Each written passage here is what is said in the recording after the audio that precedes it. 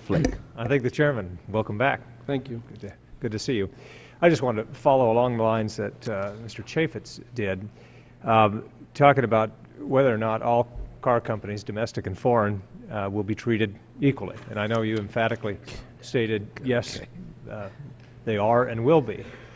But he seemed to present some statistics that show that at least, I don't know, a body like this shouldn't just accept an emphatic statement, yes, we will. You ought to look at the statistics of complaints and wonder whether or not that is the case or will be the case. This is likely to cost, this recall, likely to cost Toyota untold billions of dollars. A similar recall of a GM product, for example, would be similar.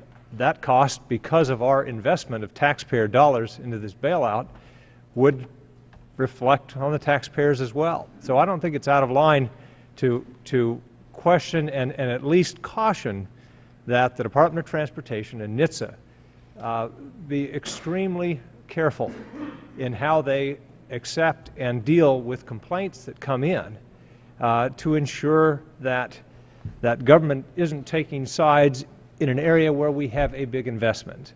And so I was just a little bit disturbed by the just emphatic statement, believe me when I say yes, rather than, well, if there are statistics that may appear to reflect some kind of favoritism, we'll look into that.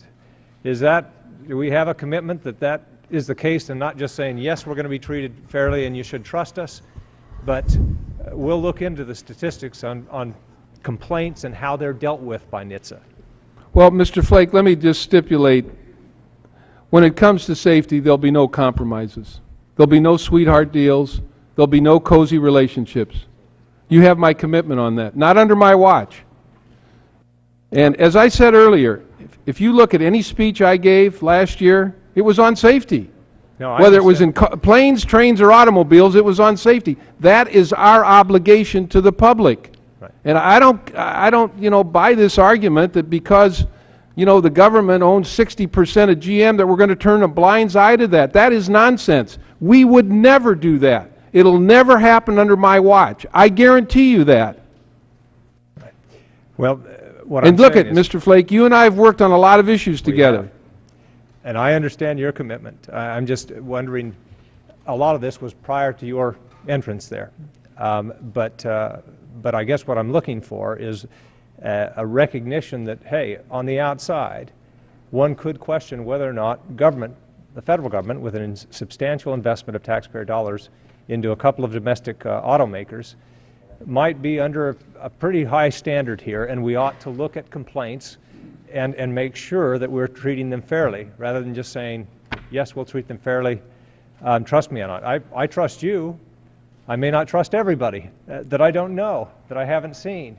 And it goes a lot further, I think, with a lot of us to hear, yes, that's something we need to guard against. That's something we need to be absolutely sure of.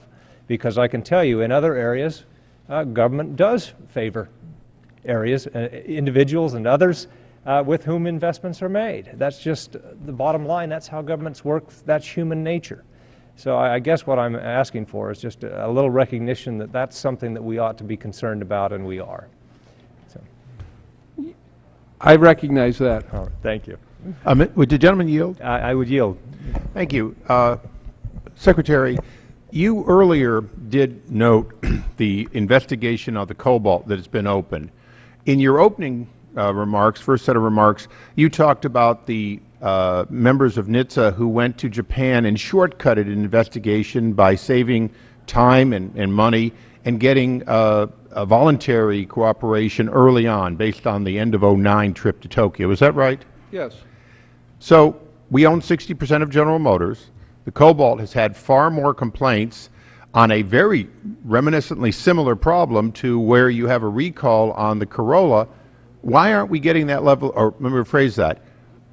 Are we doing this investigation in the slow road because General Motors is not willing to do what Toyota was willing to do when your people went to them last year? Well, repeat the question. Well, wouldn't it save us money if General Motors would do what Toyota did and not make you go through the long investigation process on a car which has had far greater complaints Mr. and Isa. and should be under the same scrutiny? Our job is to do an investigation. If we can get cooperation, we get it. If we can't, we use every tool in our toolbox to get to the bottom line, which is the safety of these cars. How about our majority interest in General Motors?